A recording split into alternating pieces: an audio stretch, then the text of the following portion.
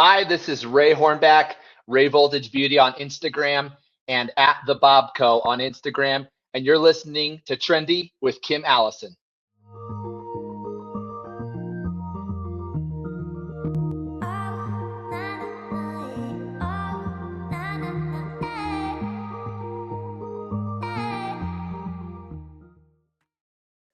Welcome to another episode of Trendy with Kim Allison. And today I'm chatting with master stylist and educator Ray Hornback, the mastermind behind Bob University.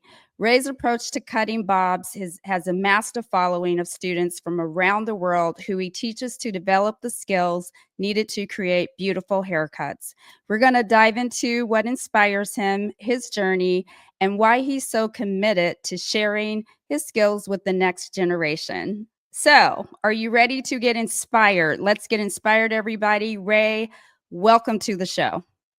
Hey, thank you so much for having me. I appreciate it. And I was really excited to get your email when you asked me if I wanted to be on. I always think podcasts are fun. I love listening to them, and I was honored to be on.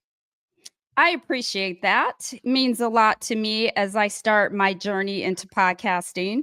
And as you know this, you guys will never know, but it took me 4 times to do this intro, but I'm getting there. It's always hard when you're speaking on camera or on microphone recording. It's inevitable that you'll mess something up.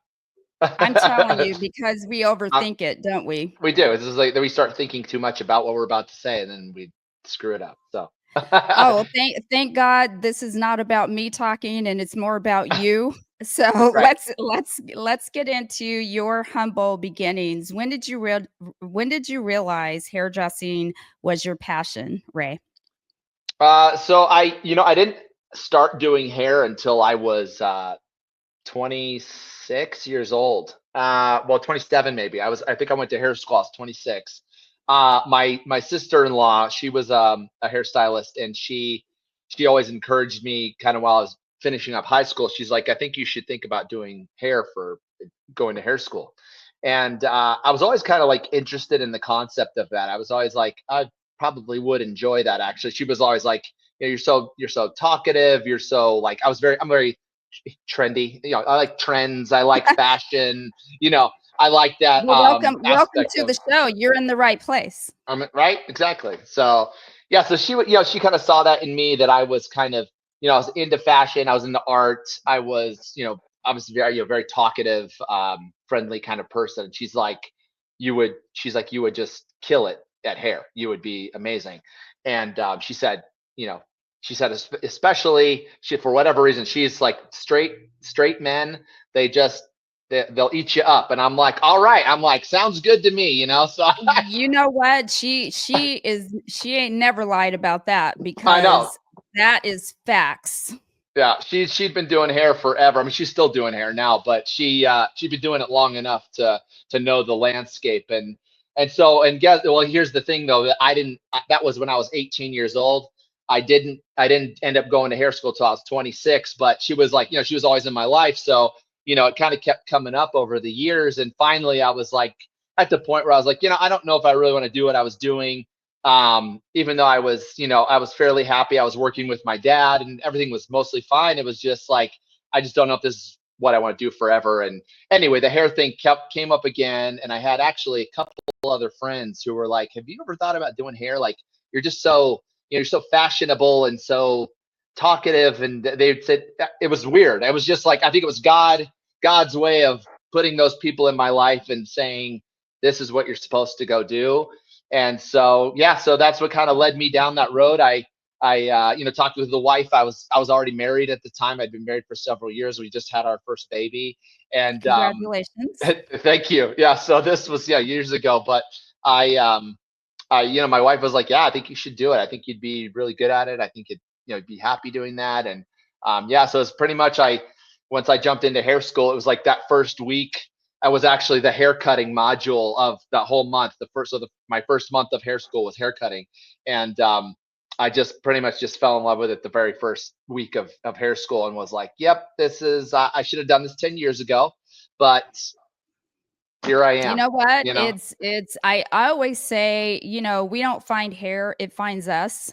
And so Yeah. I don't care how long, how much time goes by, it's going to find you. Hmm. And I can relate to your story because I started beauty school at 26 Same. Yeah. and That's I amazing. became a hairdresser later in life. So I Yeah. understand that part of the journey for sure. Or client moment that inspired you to focus on Bob specifically Um, as your I specialty? Yeah, that's an interesting question, actually.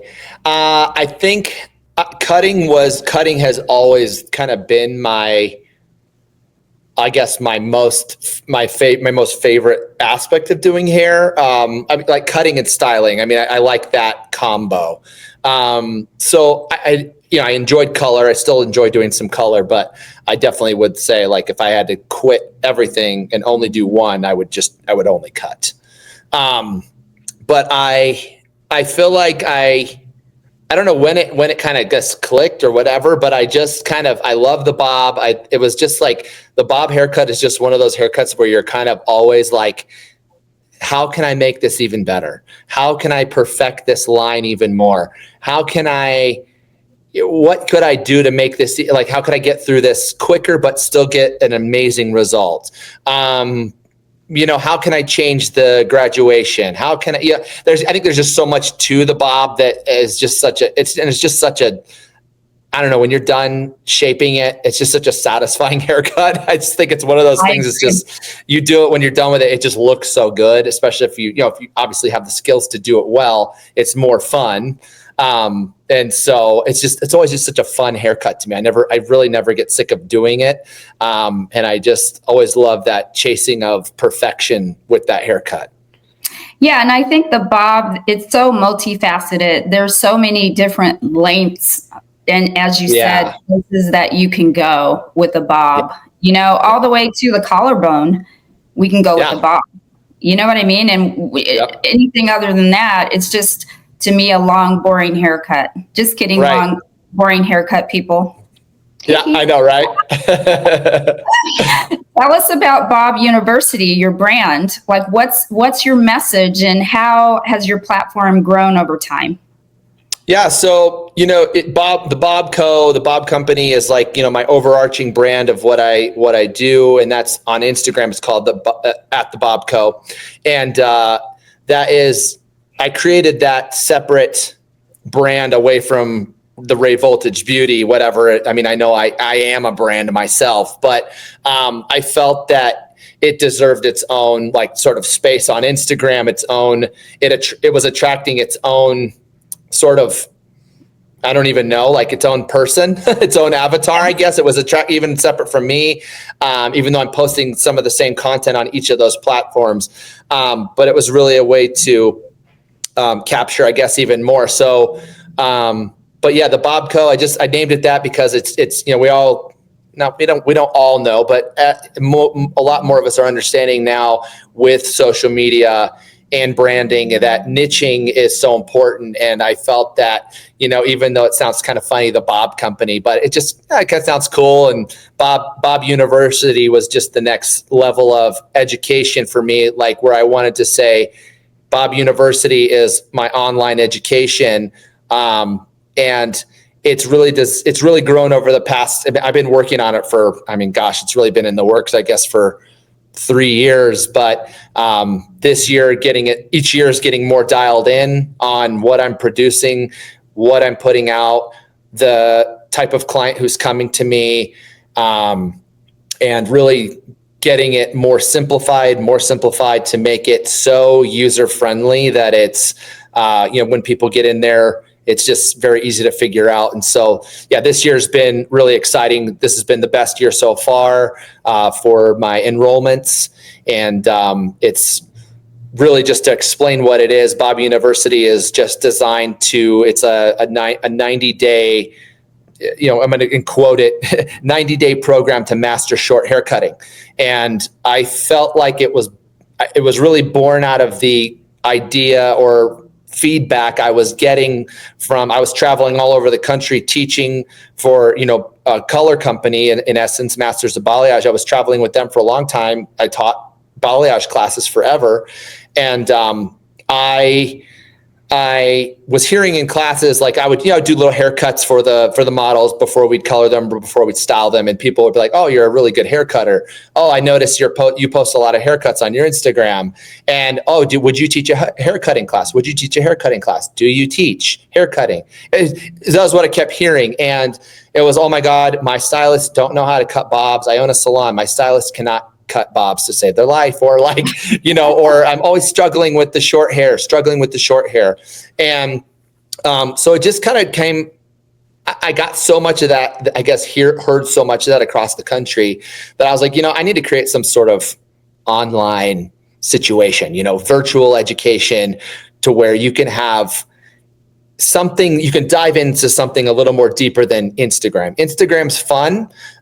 You post a lot of what I call, it's all eye candy stuff. It's like, it's either, something that's like real quick and easy to digest, or just something to grab people's attention. They would probably get something out of it. They'll gain some sort of knowledge, but it's just so distracting on social media, Instagram, Facebook, TikTok. There's too many options for your mind and your eye. And so I really wanted to create something outside of Instagram that was real purposeful, like where people are like, if you actually want to learn how to cut hair, stop wasting 2 hours scrolling on Instagram trying to find videos and put this all together somehow. Where I wanted to create something where it's like, it's all here. You're going to go through it 90 days and you're going to learn how to break down hair cutting. You're going to understand how to, I almost do like, it sounds hilarious, but it's almost like cut by number, depending on the haircut you're doing, and where, each section's numbered differently depending on where you're starting. So anyway, I've created a very simplified way of teaching hair cutting, and a very simplified way to understand it and break it down. I think that that stemmed from, again, I have been fairly classically trained. I've trained with Paul Mitchell, Pivot Point. So very, very much from like sort of a Vidal Sassoon. I have not trained Vidal Sassoon style, but I got trained in a lot of, with companies that did a lot of that. So I do have a very classical background in hair cutting, to where I understand graduation. I understand how to create graduation horizontally or vertically. I understand how to create layering. I understand all those things, but I felt like so many stylists are like, they just don't get it. And that to me said something for the way we were trained. Some of us get it the way we were trained classically, and some of us don't.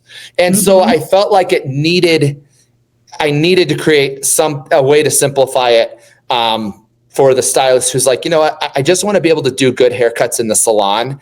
I don't want to create competition style haircuts. I don't need to ever create that type of precision, maybe Sassoon style.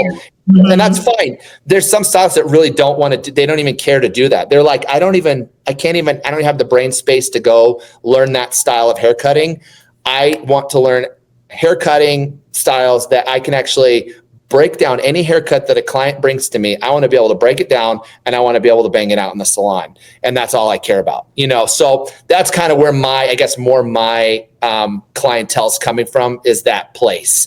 And a salon owner who's maybe has staff to train, like a salon owner who's like, I've got staff that, several of them are maybe very new stylists, and they're like, they don't know how to cut hair well yet. And I don't have time to train them as the salon owner. I don't have time to spend with each and every one of them. And I need a tool to be able to train my staff. And that's why I created Bob University. Oh, nice. So they can just hire you, and you come in and you facilitate that part of their business in training. Well, they're paying you to, rather, it's amazing for you. And it's also, as I understand what you said, real life application, real practical skills that you can take to the chair. Because a lot of times those editorial type, avant-garde type haircuts, they're beautiful to watch and they're amazing. However, absolutely, real life, trying to apply it to your real life is just a little more complicated. So yes. Yeah. I totally get that.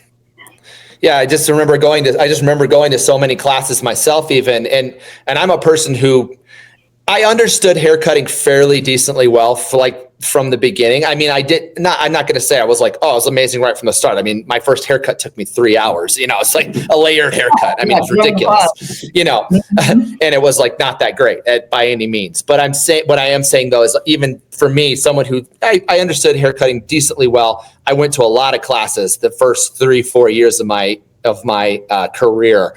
And, you're at these classes and these guys are up there, sectioning triangles and rhomboids and rhombus shapes and like all these, they're doing these and I get some of it, why some of it's like, yeah, they're showing their artistry. They're showing how to break down the hair in interesting ways to keep you sort of interested in these classes. But at the same time, I was like, you would try and do them and you're getting frustrated in the class and you're going like, how the heck am I going to use this back in the salon? And so again, they're fun. And I think there's a purpose for that style of cutting. There's a purpose for that style of class.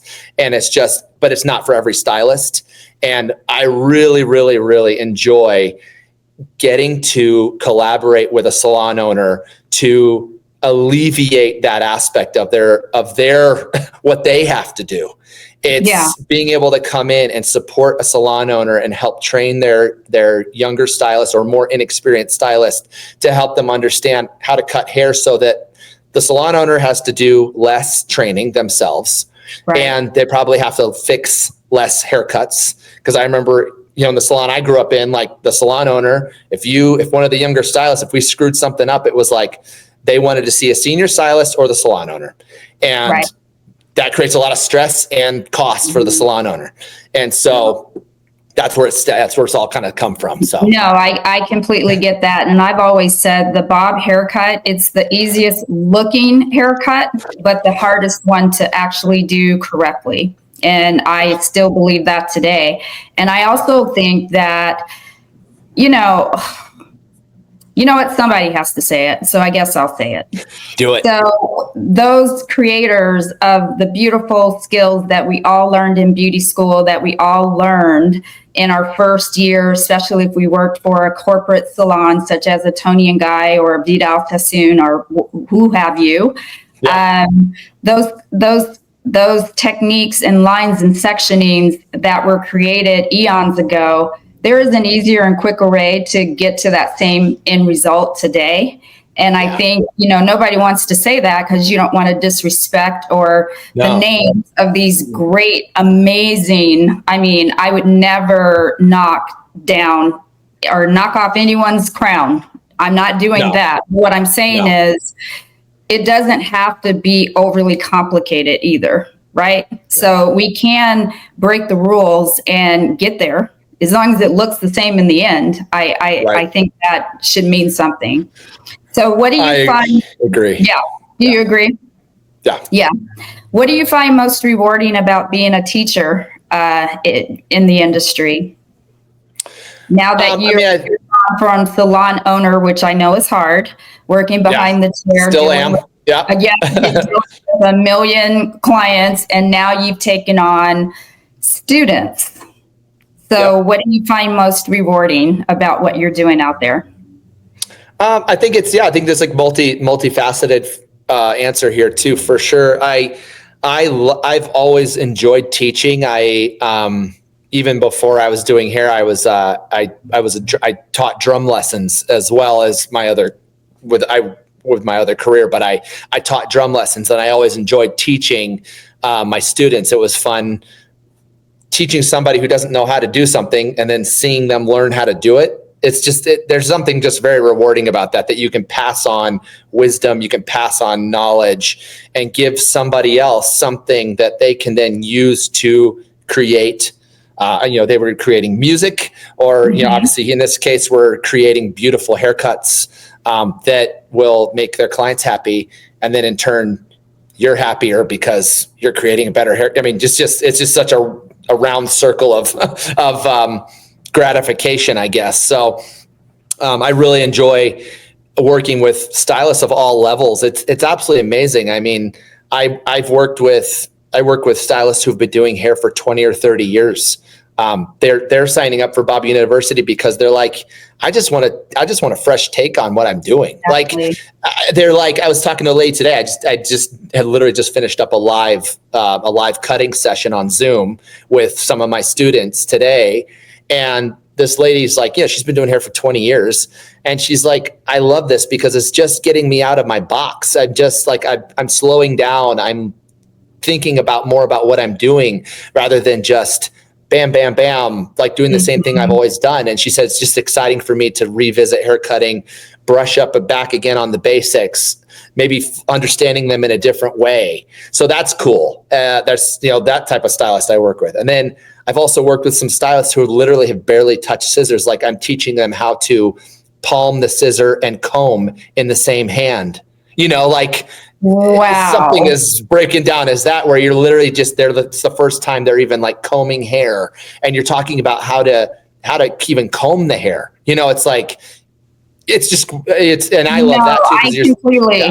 I completely get what you're saying, because when I was a big salon owner and I thought, I can teach you guys, blah, blah, blah. And then that's when I realized I'm not an educator. I said, I can teach you I can repeat what I do, but that's very different than being an educator, because I can't teach you how to hold the shears. I don't know how to do that. And that takes a special skill set. And so what you just said was you have the patience of a saint, and you have to. And you also, I love that, because a lot of what I'm experiencing on this show is it kind of reminds me of things that I've forgotten, or it kind of gives me a refresher course on what I already know. And so you, I'm sure you get inspiration from teaching your students, as well as the students getting them inspiration and education from you. Absolutely. What common fears or challenges do you stylists face with Bob's? What are you seeing? How do you help them overcome those? Yeah, I mean, I think the biggest, a lot of time, I think the biggest fear that when like stylists are talking about cutting bobs, the biggest fear is like, they almost like, especially when they're about to cut off a lot of hair, like if they're taking off several inches of hair, it's like they're scared, like they don't even know where to start. They're just so almost scared of like the mistakes they might make before they even make them. I think we all get that way when we're not confident in something. It's like, you're trying to go through your head of like, okay, how do I break this down? How am I going to do this? And you're trying to envision it, but you can't envision what you're about to do. And so I think that's a massive fear that most stylists, well, not most, but I mean, a lot of stylists will have, especially early on in their career. So it's, I'm trying to help them understand how to break haircuts down into smaller sections. That's why sectioning is so important. And that's why you can then visualize it from there. You visualize this section first, then you move on to this section. This is how it's going to come together. Then the next section is going to come together. Like, it's like putting together a puzzle in some senses. But I think some of those are like the biggest fears. And then obviously fears around graduation. It's because people just really don't fully understand those minuscule movements you're making can make a massive difference in how this whole side of the haircut turns out. So I think 1,000%. I think it's just that a lot of stylists, especially the stylists I'm training, some of them I guess what I would say their experience level, just, they've maybe only been doing hair for 2 or 3 years. They just haven't even had enough repetition yet. And then, the stylists that have been doing hair longer, they're the ones that are kind of like, oh yeah, this is cool to see it from a new perspective. And, oh yeah, I've been overcomplicating it for 20 years, I'm going to do it this way now or whatever. So it's cool. Yeah. I love that. Does your educational content at Bob University include haircuts and styles, or does it just focus on just the shorter hair? Does it include any other length? But if you're calling something Bob University, I imagine you're just focusing strictly on shorter hair, correct? Well, it's not just strictly on shorter hair. I do have other lengths in there. Again, it's like, no, yeah, that's fine. And that's fine. It's again, that whole niche the niche idea of naming what it's like you're grabbing that niche who's like, I need help with short hair. But then you understand once you get into short hair, it'll actually help you with long hair. Understanding how to do a layered haircut on shorter hair, you can see closer together what the layers are doing. And then it's like, oh, if I do that on long hair, it's just going to do the same thing on the long hair, so it's pretty cool how I kind of bring it all together. It is mostly heavily short hair focused. It's how to break haircuts down, understanding how layering works, doing square layers, doing round layers. And we do it on short hair. And then the idea is that then we can translate a lot of that into the long hair, and it makes you more creative with your longer haircuts too when you understand how to break hair cutting down. There's shags. There's a whole shag section in the Bob University, and then there's some long hair in there as well. Oh, perfect. And there's some styling. There's styling aspects in there. I'm actually working right now on creating more of a styling module in there where it's more geared towards some styling techniques. Again, things like how to modernize the way you're styling your bobs so that you're not giving somebody a, Shirley Temple or, that super curled, like very like I always call it, I always call it auntie. Like you don't want to look like that. No. You want to look modern. You want to look cool. They want to look chic. They want to look effortless. They want to look high fashion. We don't want to look, like a mom with our bob. Yeah. And I think, again, there's always the demographic of the person who you're doing the same haircut on a 16-year-old, and then you're doing the same haircut on a 22-year-old, and then you're doing the same haircut on a 40-year-old. It's the same haircut, but how are you going to change? There's little things you can change to like with the way you style it. And the way that they would, you might change the lines a little bit, So it's we were even talking about that with Pixie today. Like there's pixies that you'll do a pixie on a 20-year-old, and she looks amazing. She looks young. The haircut looks modern. But then you do a pixie haircut on a 60-year-old. It might be the same haircut, but the way they wear it is going to be so different. Yeah, very true. Very true. And also, you know what? Let's get into your work. Let's show them. This would be a good segue into some of the things that you're doing at Bob University. Yeah. And you know what? Let me do it this way. Let me change this. That's good. This thing.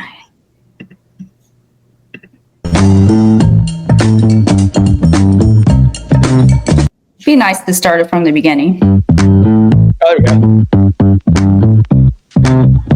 Oh yeah.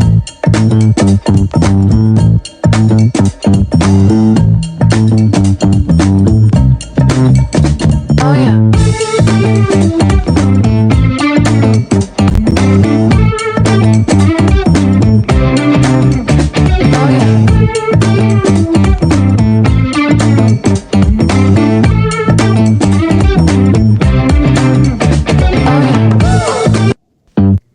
That is my favorite bob right now. That right there. It is such a fun haircut. Yeah. So tell us about that. Like, it's because that client looks younger. Yeah. Yep. Yeah. She's like, she might be like 30 maybe. Yeah. She's pretty young. And she loves bobs. She likes that short, just fun, easy to do. She's got what are you telling your clients? Like, how are you, because we do have to do a little coercing ourselves and ushering our clients into certain looks, especially when we want them to wear something more current, more fashion forward. But sometimes it's hard to convince a client to keep weight, because the first thing they say, right? Clients with thick hair, oh my gosh, can you just remove, it's so thick right here, it just gets so heavy. Can you just remove weight? Whereas a haircut like this, the weight actually is what makes the cut. So what's the conversation consultation wise with the client like this? Yeah, so on this one specifically, like the undercut idea was like that whole section that is from the occipital bone down. Actually, all the hair above it is coming down over the top of that, being cut sort of one length And that I'm chipping away all that hair right at the base of her nape to create even a cleaner line and even more space for the hair above it to come like sit right in against her neck. So essentially after this part of the haircut is done, then after that, I'm pretty much creating a one length bob after this.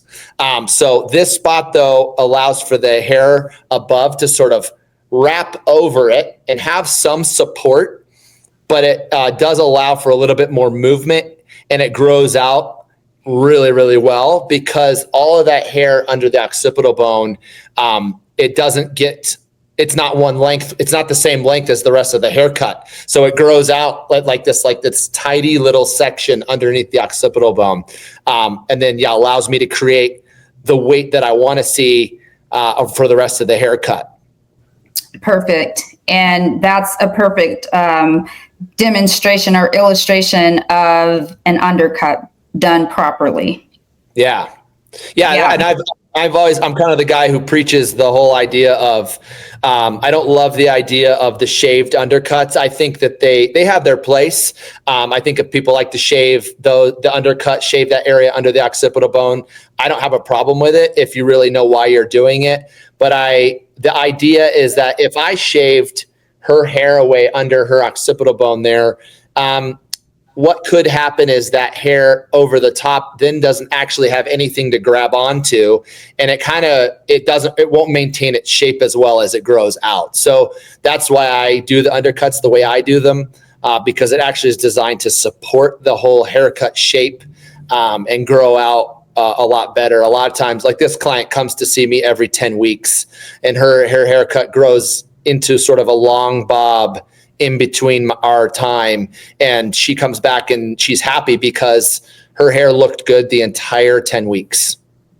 Yeah. And I tell clients who say that, can you just shave all the bottom? Like, well, no, it's for your own good. You have to also consider the elements, being out environment that you're in, being outside. Is it cute to walk down the street and have the wind blow? And then underneath, not really. Okay, so let's go on. And we started off with mapping out our haircut with the proper sectioning to take on this type of a haircut. And we started section by section, making sure we knew exactly what we wanted to create and before we started cutting, and just going through step by step. And these arc scissors were amazing for the job. Arc Paragon 2s, really able to get through this thick hair well and create the texture and shape that I wanted to for this bob. So I think it turned out absolutely amazing. And if you have any questions on bobs or hair cutting, let me know. So as I told you off camera, the reason I like this so much was because it was real life, where your client comes in with broad length hair and they're wanting something much shorter with a strong shape, right? And that will grow out nicely and style nicely. So I appreciate that you did this look. And is this in one of your classes, or is this behind the chair? No, I was in Georgia and teaching a class at Ritual Salon there. They're actually one of my clients. They do my online education, and then they also brought me out for an in-person class. And this model, she actually used to live where I live in Colorado, and I do her and her sister's hair. But so she modeled for me out there, but she hadn't had a haircut in 2 years. She said she hadn't let anybody else cut her hair but me. So anyway, it was coming out. Yeah, isn't that crazy?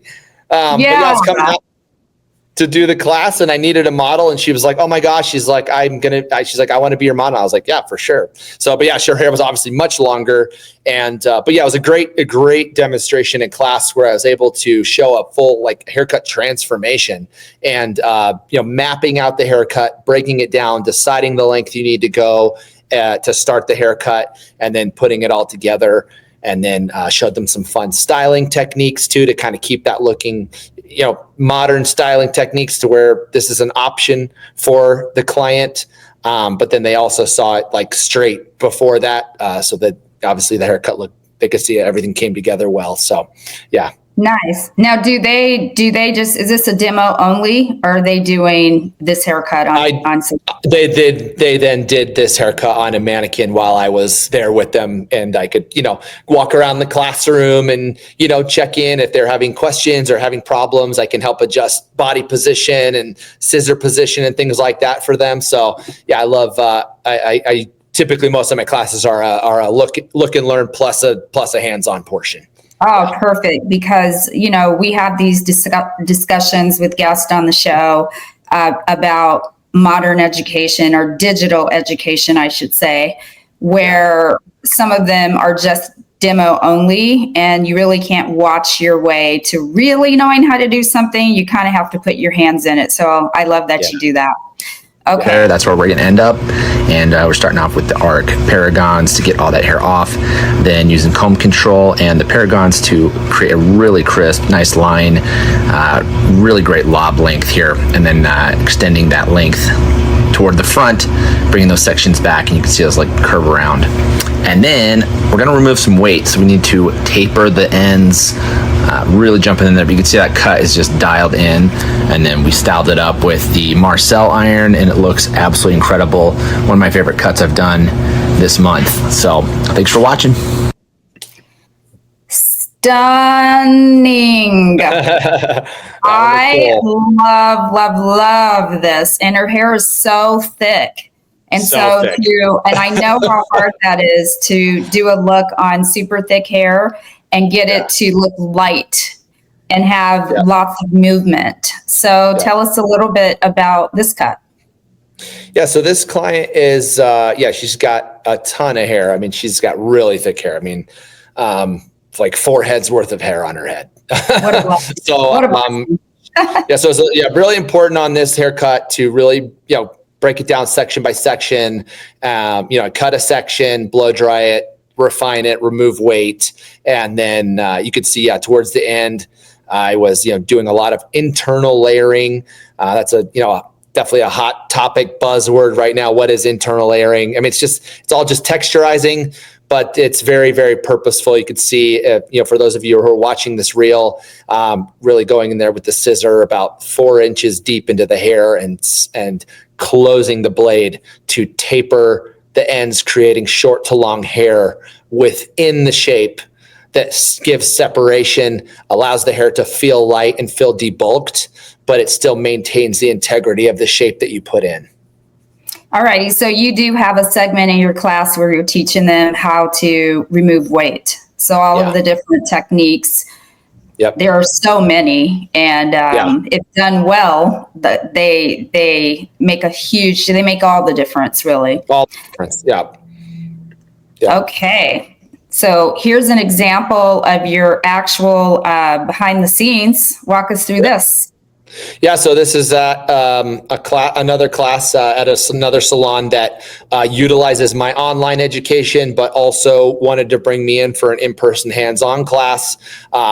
Here I did a demo on models and a demo on some mannequins. So I did a little bit of both. And then this is just some of the footage here of me walking around the classroom, with each stylist. I'll spend at least, 5-10 minutes typically throughout the afternoon with each stylist, addressing issues, concerns, looking at their results, telling them how to fix things, telling them how to better approach some, it's awesome. This was actually a 2-day class. I'll do 1 or 2-day classes. This was a bigger one, big salon, and I had a blast at this class. And you can just a little behind the scenes of how it looks when I do it. So they'll sit and watch me do something, and then we'll actually get in hands-on on mannequin heads, and that's where I can really help them dial in their skills. Oh, so perfect. I want to sign up for your class now. All right. So it looks like you are in the weeds with them, really making sure that they're getting it. Because again, there's the content creation side where there's money to be made. And then there's actual real passion in making sure that the message is coming across as you're delivering it.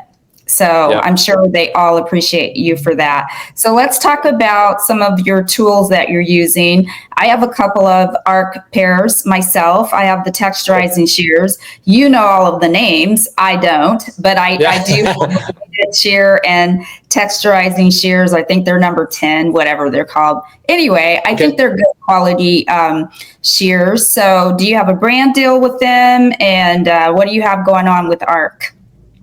Yeah, so I am an ARC Scissors ARC team member, and I love their scissors. I actually was I'll give you, this will be a little bit long-winded answer, but I was kind of a disenchanted with the scissor industry a little bit. I've used many different scissors over the years of my career, now 15 years, and it was like you'd use scissors for a while and they would do decent. Then you end up having to sharpen them all the time.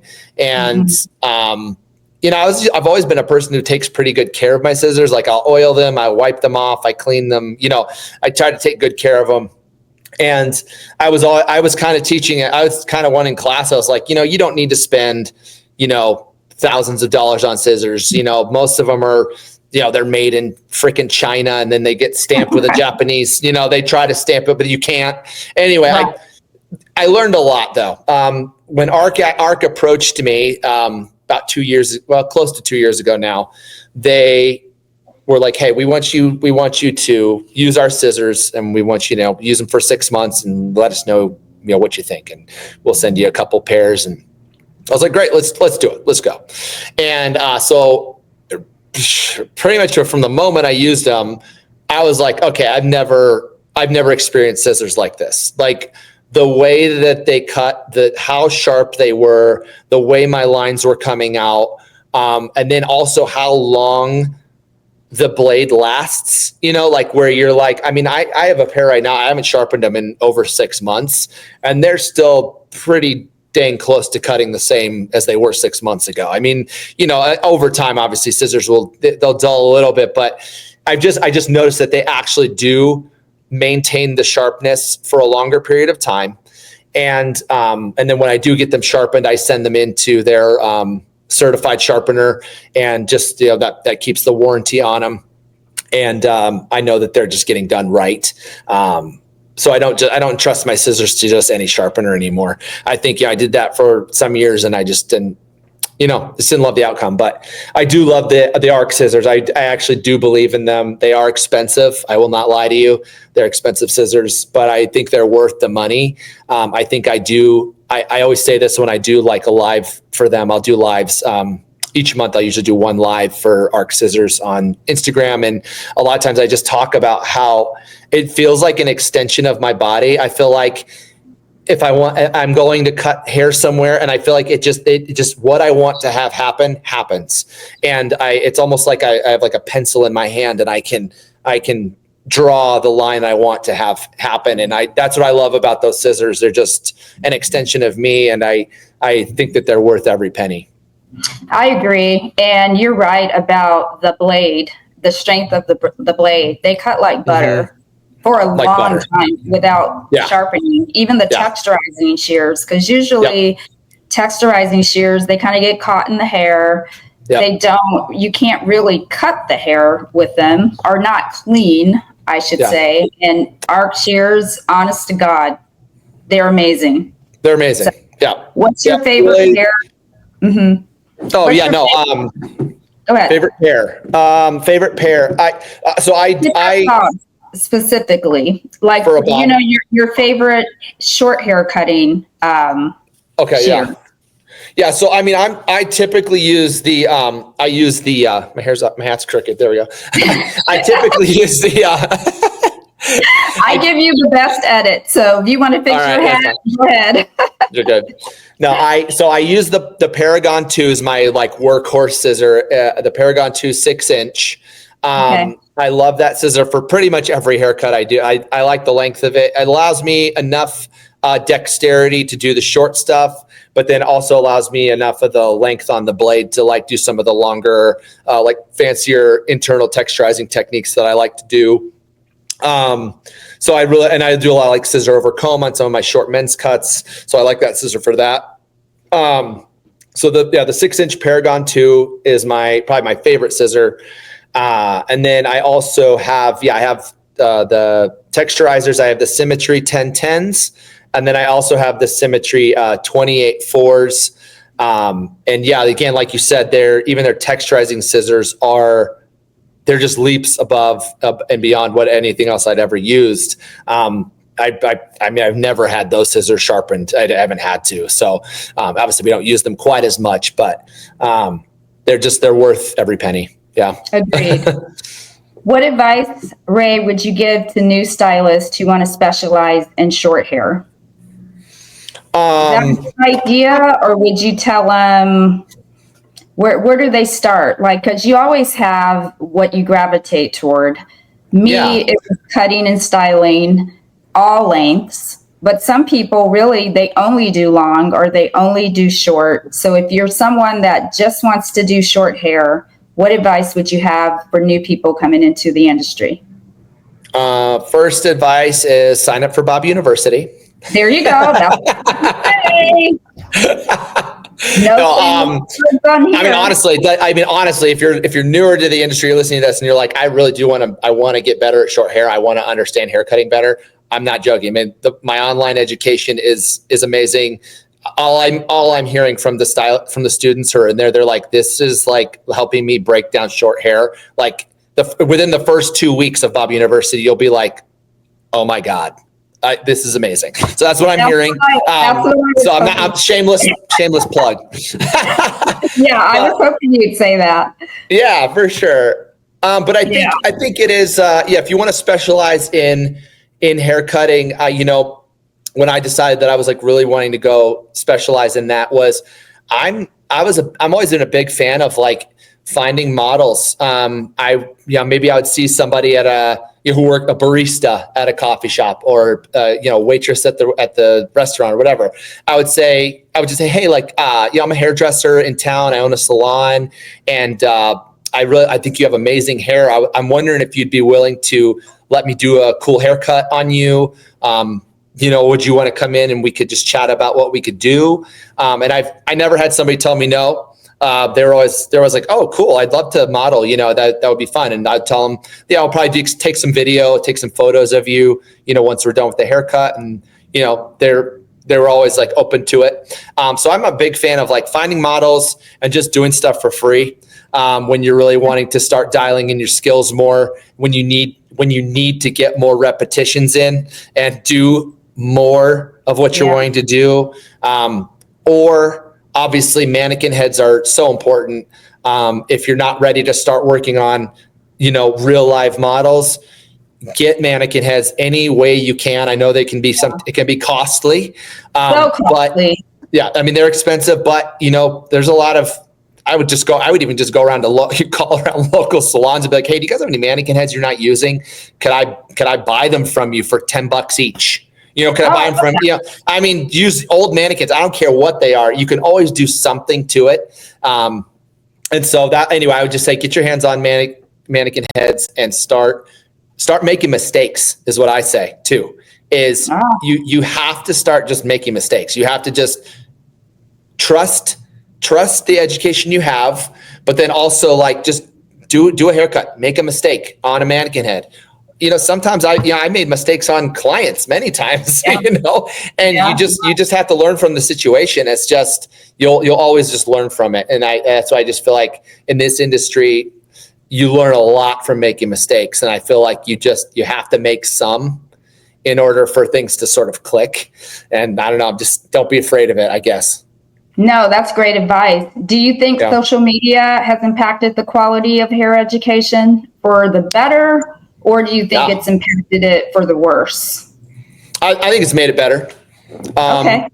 I think it really has. I think the cool aspect about social media and education is you have stylists, talented stylists out there producing education, and they're able to obviously add to that you can start making a living from that. Like, I mean, I'm not at a point yet where I could like quit taking clients, but doing education as well is a great way for me to sort of like balance my career, I guess. And for me, as I get older and older, it's a way for me to transition into doing more education, where maybe I'm not having to stand and do clients for 8 hours a day, but I can go teach a class for, 4 to 6 hours, depending on the class, or teach online and have a digital product that people want to buy from me that I can improve their lives with, and that I can connect with stylists with. I think it's amazing. And even on social media, the fact that you could just go on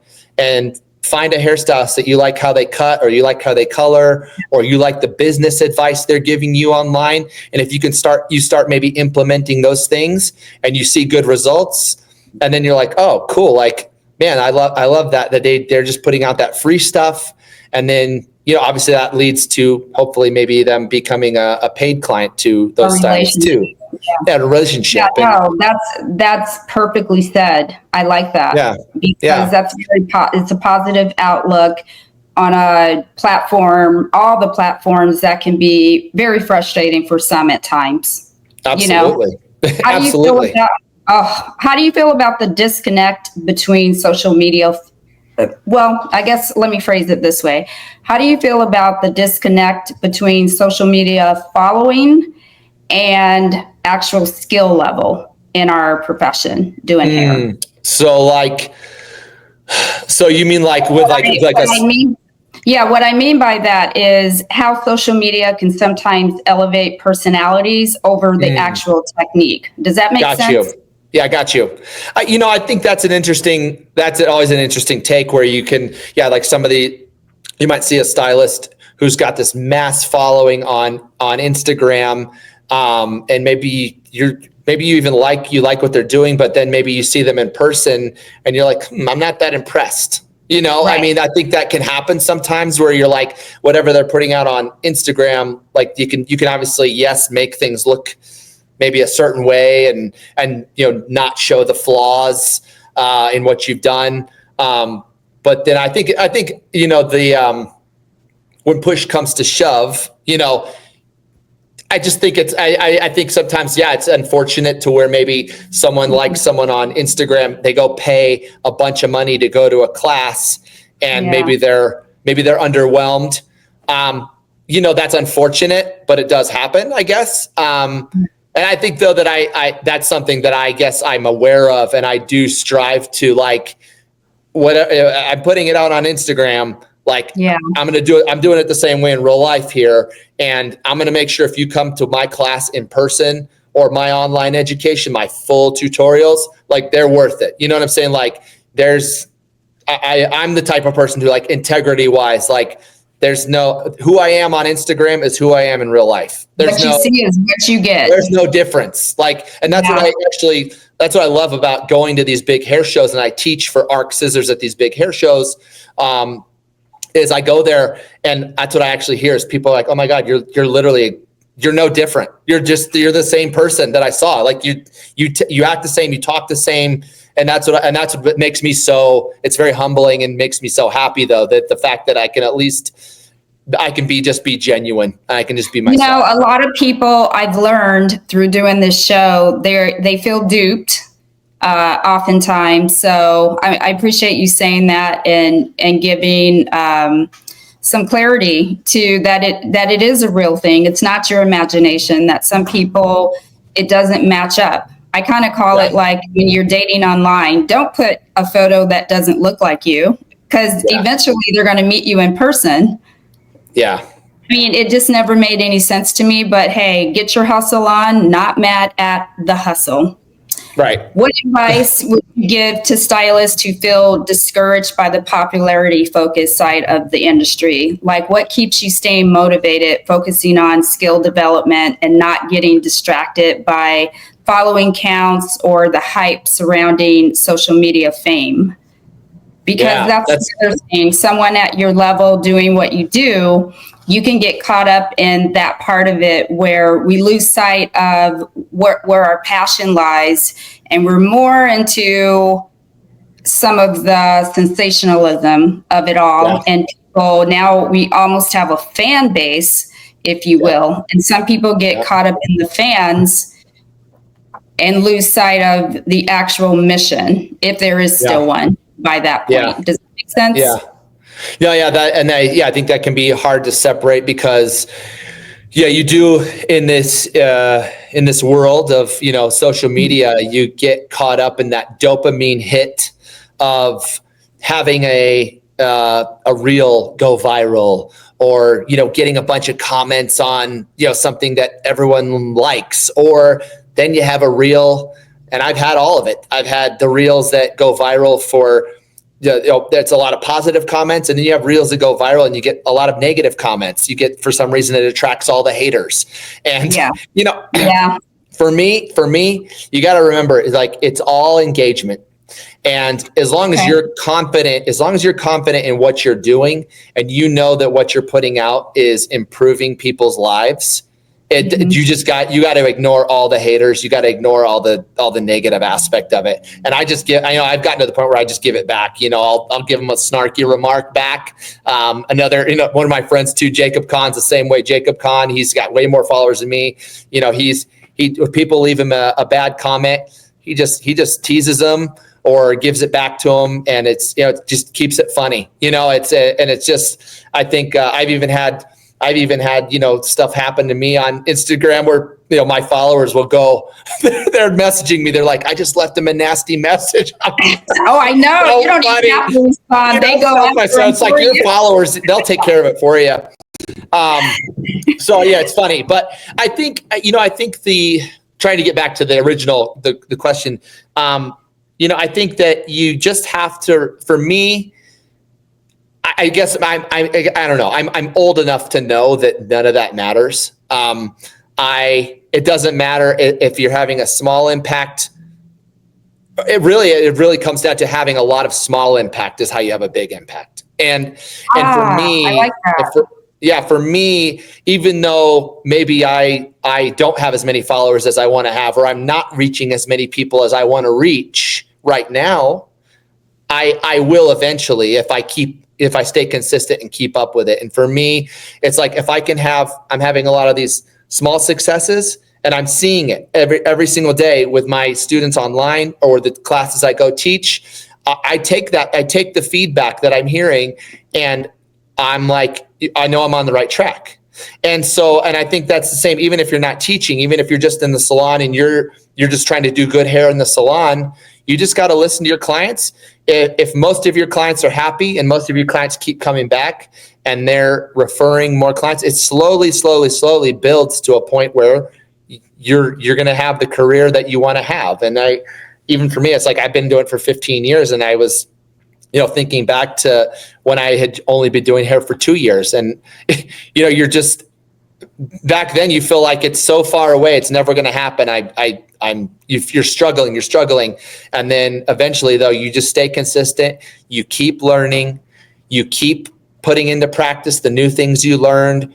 You make mistakes. You fix your mistakes. It's just constantly, that's what it was. You make mistakes. You fix your mistakes.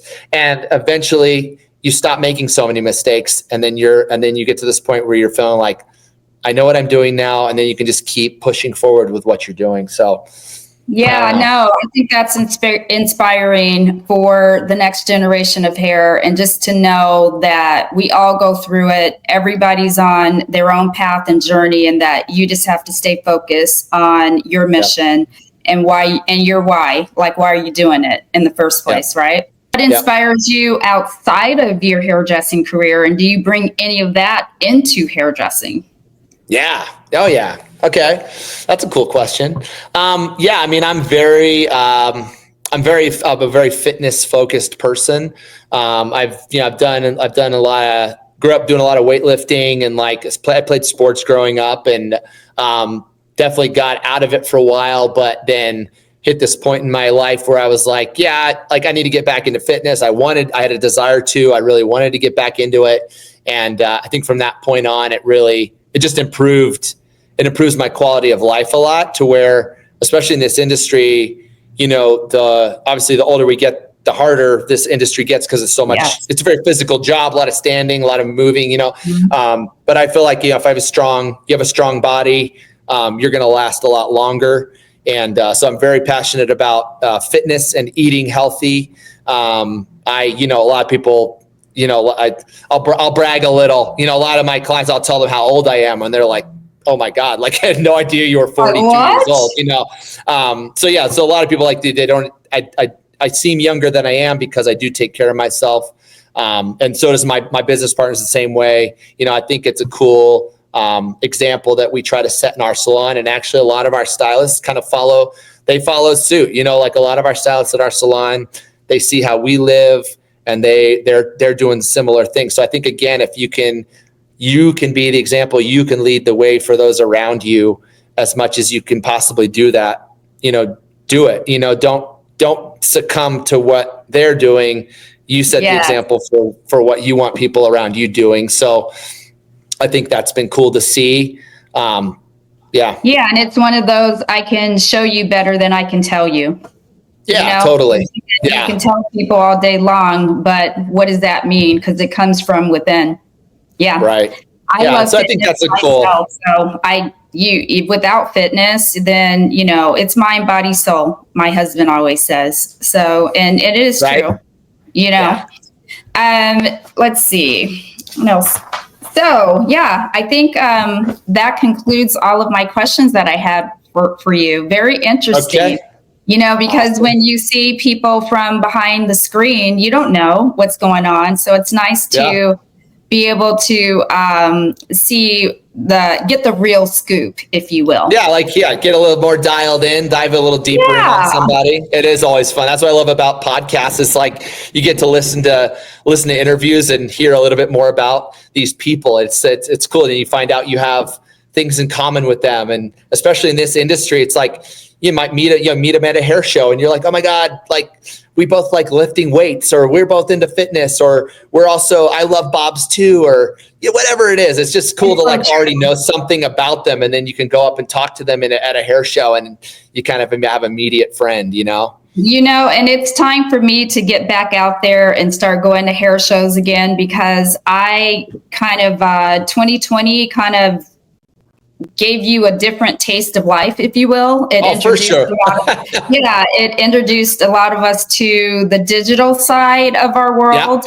And that instead of paying hundreds of thousands of dollars, I can just turn on YouTube. Are you kidding me? Why wouldn't I do that? However, we still need human connection. And, to use the analogy of fitness, when I work out at home, I can do it, but the camaraderie is actually at the gym and seeing, my gym friends and how fit they are. And you're like, oh shoot, I got to get back on my game. I got to quit eating carbs. Step it up. Dial it back. Absolutely. I completely agree with you. Yeah. So Ray, as you know, this podcast is to inspire today's hairdresser, or the next generation of hair, if you will, not just hairdressers, but beauty professionals in general. But with hair, since you are a hairdresser guest, I have who I call my trendy tribe of young hairdressers, and I always send them questions of the guests that profiles of the guests that I'm going to have on the show to get their questions for you. So this one comes from Jordan.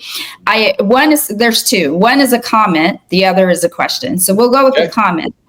Chanel at Chanel.Tresses, I believe, or is she Cosmo Chanel? She's changed her name a few times, but her comment is, wow, I've met him a few times. He works with Masters of Balayage, or at least you used to. And she goes, love him, ! Awesome. I love that. So you have a fan. That just makes me happy. That makes me happy. I love that. Yeah, it's the people that have met me through Masters of Balayage. I have a lot of friends. I was with Masters of Balayage for 6 years.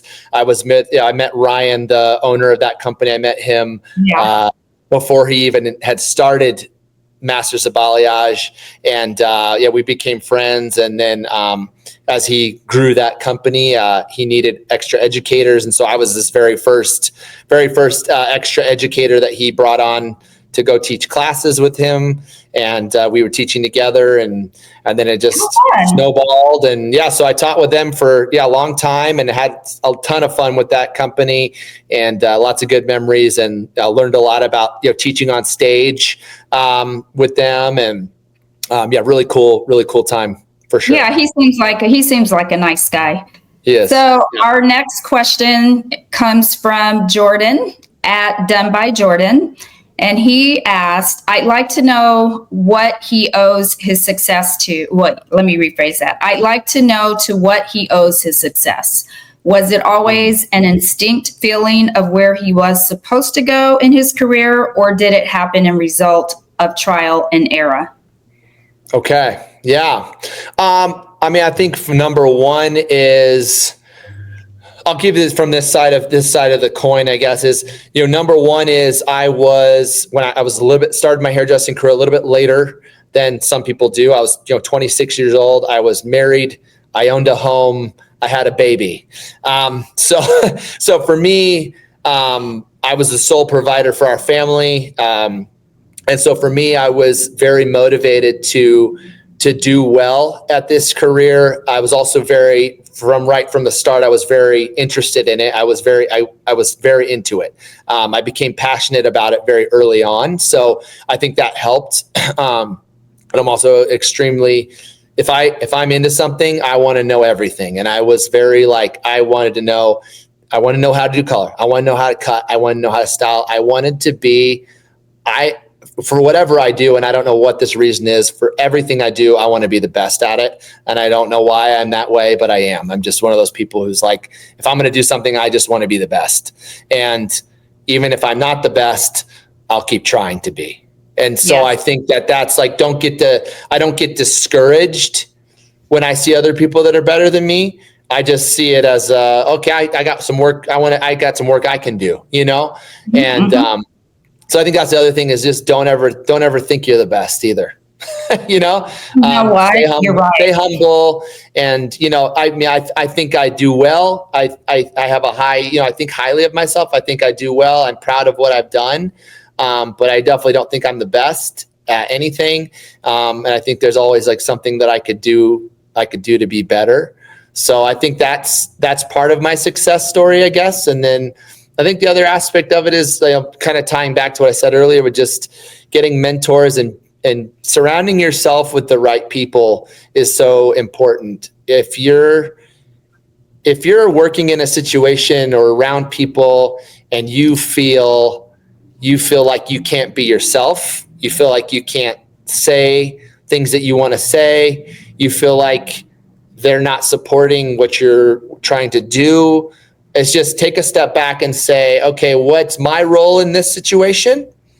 And then what's their role? And then deciding if it's a situation where you need to change something or you need to change the people you're around. So that's what I would suggest. Ray, one thing I love are humble people, and you are a humble person. So I appreciate and I connect with you even more that I've met you than what I have followed on your journey online. So thank you so much for being an amazing guest. Awesome. I appreciate it. I'm so honored that you asked me to come on.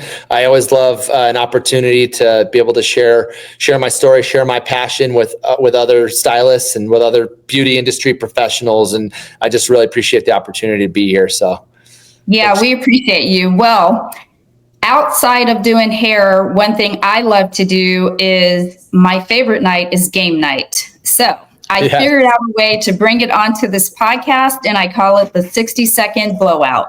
So are you ready for your rapid fire? I'm ready. I'm ready as I'll ever be. All right. So let me bring in the timer real quick, because I forgot to do that. And I'm nervous.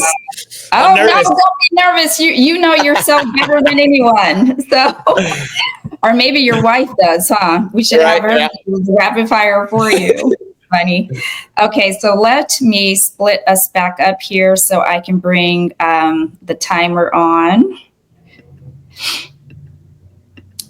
All right, and put This time we're at 60 seconds, so people don't come for us. You know they will. I can't wait for a troll. That means I've made it. So Yeah, you gotta get a few. Yeah. You do. Yeah, you have to. If you don't have any, you're not saying anything important if you don't have any. I know. You know, I need to stop being scared and just get out there and get some trolls under my belt. Yep. All righty, Ray, are you ready? I'm ready. All right. What's your favorite type of bob to cut? I would say a classic square bob with a little bit of layering. Who's been your biggest inspiration in hairdressing? Oh my God. Probably the Kevin Murphy brand. I love the Kevin Murphy brand. Tim McLean. Yep. One word to describe your teaching style. Simplistic. If you weren't a hairdresser, what would you be doing? Chef or a photographer. Go-to tool in your kit that you can't live without. My hot paddle brush. Biggest pet peeve in the salon. Biggest pet peeve in the salon. Not sweeping up your station. Favorite way to unwind after a long day of teaching. Oh man. I love to just go have some Mexican food. Love it. Look it. You got through it. Now you got through half of my questions. Let's see. Lewis and Brad on one episode, and I can't remember the other guest. They got through all 20. I was Oh my God. In a minute? That's crazy. They're like, put it. I'm like, you. But I knew biggest pet peeve in the salon. I knew you're going to have at least 20 because you own a salon. I own a salon, right? You have peeves. Yeah, totally. Thank you so much for coming on. I appreciate your time, and hopefully in the future we can collab again.